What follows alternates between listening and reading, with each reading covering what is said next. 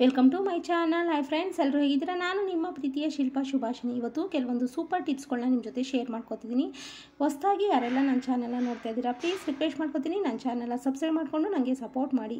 ಸಾಮಾನ್ಯವಾಗಿ ಇವೆಲ್ಲ ಜೆಲ್ಲು ಮನೆಯಲ್ಲೇ ಎಲ್ಲರೂ ಕೂಡ ಬೆಳ್ಕೊಂಡಿರ್ತಾರೆ, ನಾನು ಕೂಡ ಬೆಳ್ಕೊಂಡಿದ್ದೀನಿ. ಇದನ್ನು ಮೇಲ್ಗಡೆ ಈ ರೀತಿ ಸಿಪ್ಪೆನ ತೆಗೆದಾಕಾದ್ಮೇಲೆ ಇದನ್ನು ಮೇಲ್ಗಡೆ ಸಿಪ್ಪೆ ಭಾಗನ ತೆಗೆದ್ಬಿಟ್ಟು ಅದ್ರ ಮೇಲ್ಗಡೆ ಸ್ವಲ್ಪ ಅರಿಶಿನ ಹಾಕಿ ಅದನ್ನು ನಾವು ಸ್ವಲ್ಪ ಬಿಸಿ ಮಾಡ್ಕೋಬೇಕು. ಬಿಸಿ ಮಾಡಿಕೊಂಡು ನಮಗೆ ಎಲ್ಲೆಲ್ಲಿ ನೋವಿರುತ್ತೆ, ಯಾವ್ಯಾವ ಜಾಗದಲ್ಲಿ ನೋವಿರುತ್ತೆ ಅಲ್ಲಿಗೆಲ್ಲ ಕೂಡ ಬಿಸಿ ಮಾಡಿಕೊಂಡು ನಾವು ಅದ್ರ ಶಾಖ ಕೊಡೋದ್ರಿಂದ ನೋವು ತುಂಬಾ ಬೇಗ ಕಮ್ಮಿ ಆಗುತ್ತೆ ಮತ್ತು ತುಂಬ ರಿಲೀಫ್ ಅನಿಸುತ್ತೆ. ನೀವು ಕೂಡ ಒಂದ್ಸಲ ಮನೇಲಿ ಟ್ರೈ ಮಾಡಿ, ತುಂಬ ಉಪಯೋಗ ಬರುತ್ತೆ ಈ ಟಿಪ್ಸು.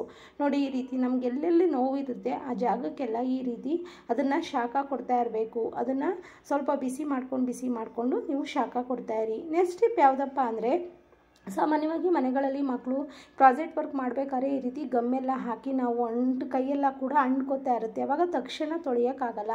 ಅಂಥ ಟೈಮಲ್ಲಿ ಸ್ವಲ್ಪ ಸಕ್ಕರೆನ ತಗೊಂಡು ಈ ರೀತಿ ಮಾಡೋದ್ರಿಂದ, ಸಕ್ಕರೆನ ಆ ಬೆರಳುಗಳಿಗೆಲ್ಲ ಹಚ್ಚಿ ಇದು ಮಾಡೋದ್ರಿಂದ ಬೇಗನೆ ತುಂಬಾ ಅಂಟು ಏನೂ ಇರಲ್ಲ, ಯಾವುದೇ ರೀತಿ ತೊಳಿಬೇಕು ಅಂತಲೂ ಕೂಡ ಇರಲ್ಲ, ಈಸಿಯಾಗಿ ನೀಟಾಗಿ ಮಾಡ್ಬೋದು. ನೆಕ್ಸ್ಟ್ ಟಿಪ್ ಯಾವುದಪ್ಪ ಅಂದರೆ, ಈ ಮನೆಗಳಲ್ಲಿ ವೇಸ್ಟ್ ನಿಂಬೆಹಣ್ಣಿನ ಹೋಳು ಏನಾದರೂ ಇದ್ದರೆ ಅದನ್ನು ಎಸೆಯಕ್ಕೆ ಹೋಗಬೇಡಿ. ಅದಕ್ಕೆ ಸ್ವಲ್ಪ ಪೇಸ್ಟನ್ನು ಹಾಕ್ಕೊಂಡು ನಿಮ್ಮ ಮನೇಲಿ ಯಾವುದು ಉಪಯೋಗಿಸ್ತೀರಾ ಆ ಪೇಸ್ಟನ್ನೇ ಹಾಕ್ಕೊಂಡು ಸ್ವಲ್ಪ ಅರಿಶಿನ ಹಾಕ್ಕೊಂಡು ನಮ್ಮ ಕಾಲುಗಳ ಭಾಗದಲ್ಲಿ ಈ ರೀತಿ ಕಪ್ಪಿರುತ್ತೆ ಮತ್ತು ಕೈಯಲ್ಲೂ ಕೂಡ ಕಪ್ಪಿರುತ್ತೆ, ಅದನ್ನು ಪ್ರತಿನಿತ್ಯ ಈ ರೀತಿ ಮಾಡೋದ್ರಿಂದ ಕಾಲಕ್ರಮೇಣವಾಗಿ ಅದು ಎಲ್ಲ ಕೂಡ ಹೋಗಿ ಒಳ್ಳೆ ಹೊಳಪನ್ನು ಕೊಡುತ್ತೆ. ನೆಕ್ಸ್ಟ್ ಟಿಪ್ ಯಾವುದಪ್ಪ ಅಂದರೆ, ಕೊಬ್ಬರಿ ಎಣ್ಣೆನ ಈ ರೀತಿ ಒಂದು ಬಾಕ್ಸ್ ಒಳಗಡೆ ಒಂದು ಕವರ್ ಒಳಗಡೆ ಹಾಕಿ ಇಡೋದ್ರಿಂದ ಅದು ಫೋಲ್ ಆದರೂ ಕೂಡ ಗಲೀಜಾಗಲ್ಲ, ನೀಟಾಗಿರುತ್ತೆ. ಮತ್ತು ಕೊಬ್ಬರಿ ಎಣ್ಣೆಗೆ ಸ್ವಲ್ಪ ನೀರನ್ನು ಹಾಕ್ಕೊಂಡು ಈ ರೀತಿ ಒಡೆಯೋ ಕಾಲದಲ್ಲಿ, ಚಳಿಗಾಲದಲ್ಲೆಲ್ಲ ನಮ್ಮ ಸ್ಕಿನ್ನು ಸೋಪ್ ಹಾಕಿ ಸ್ನಾನ ಮಾಡಿದ್ರೆ ಎಲ್ಲ ಬೂದ್ ಬಡ್ಕೊಂಡಾಗುತ್ತೆ. ಅಂಥ ಟೈಮಲ್ಲಿ ಈ ರೀತಿ ಟಿಪ್ಸ್ನ ಉಪಯೋಗಿಸೋದ್ರಿಂದ ತುಂಬ ಹೊಳಪು, ಚರ್ಮ ತುಂಬ ಚೆನ್ನಾಗಿ ಹೊಳಪಾಗಿರುತ್ತೆ.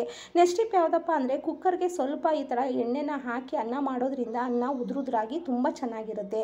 ಪ್ಲೀಸ್ ರಿಕ್ವೆಸ್ಟ್ ಮಾಡ್ಕೋತೀನಿ, ನನ್ನ ಚಾನಲ್ ಇಷ್ಟ ಆದರೆ ಲೈಕ್ ಕೊಟ್ಟು ನನಗೆ ಸಪೋರ್ಟ್ ಮಾಡಿ, ಹಾಗೆ ನನ್ನ ಚಾನಲ್ನ ಸಬ್ಸ್ಕ್ರೈಬ್ ಮಾಡ್ಕೊಳ್ಳಿ ಅಂತ ಕೇಳ್ಕೊತೀನಿ. ಈ ರೀತಿ ಮಾಡೋದ್ರಿಂದ ಅನ್ನ ತುಂಬ ಉದುರಾಗಿ ತುಂಬ ಚೆನ್ನಾಗಿ ಬಿಡಿಯಾಗಿರುತ್ತೆ. ನೆಕ್ಸ್ಟ್ ಟಿಪ್ ಯಾವುದಪ್ಪ ಅಂದರೆ, ನಿಮ್ಮ ಮನೆಗಳಲ್ಲಿ ಸಾಮಾನ್ಯವಾಗಿ ಕಮ್ಮಿ ಪ್ರಮಾಣದಲ್ಲಿ ಮೊಸರಿದ್ದಾಗ ಈ ರೀತಿ ಮಿಕ್ಸಿ ಜಾರ್ಗೆ ಮೊಸರನ್ನ ಹಾಕಿ ರುಬ್ಬಿಟ್ಟು ಅದಕ್ಕೆ ಎಷ್ಟು ಪ್ರಮಾಣದಲ್ಲಿ ನೀರು ಬೇಕೋ ಅಷ್ಟು ಪ್ರಮಾಣದಲ್ಲಿ ಹಾಕ್ಕೊಂಡು ಊಟ ಮಾಡೋದ್ರಿಂದ, ಇವಾಗ ಬೇಸಿಗೆ ಆಗಿರೋದ್ರಿಂದ ಹಲವಾರು ಕಾಯಿಲೆಗಳು ನಿವಾರಣೆ ಆಗುತ್ತೆ. ಯಾಕಂದರೆ ದೇಹನೂ ಕೂಡ ತುಂಬ ತಂಪಾಗಿರುತ್ತೆ, ತುಂಬ ಬಿಸಿ ಇರೋದ್ರಿಂದ ಈ ಟಿಪ್ಸ್ನ ಫಾಲೋ ಮಾಡಿ. ನೋಡಿ, ಇದೇ ರೀತಿ ನೀಟಾಗಿ ಇದನ್ನು ರುಬ್ಬಿಟ್ಟು ಎಷ್ಟು ಬೇಕೋ ಅಷ್ಟಕ್ಕೆ ನಾವು ನೀರನ್ನು ಮಿಶ್ರಣ ಮಾಡ್ಕೋಬೋದು.